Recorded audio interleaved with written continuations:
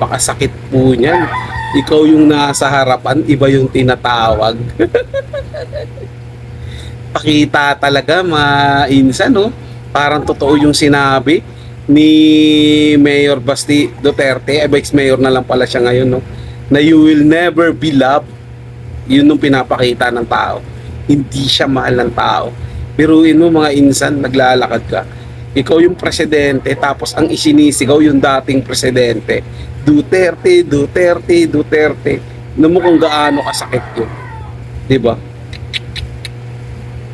Naramdaman niya kaya yun? Parang hindi, manhid na kasi.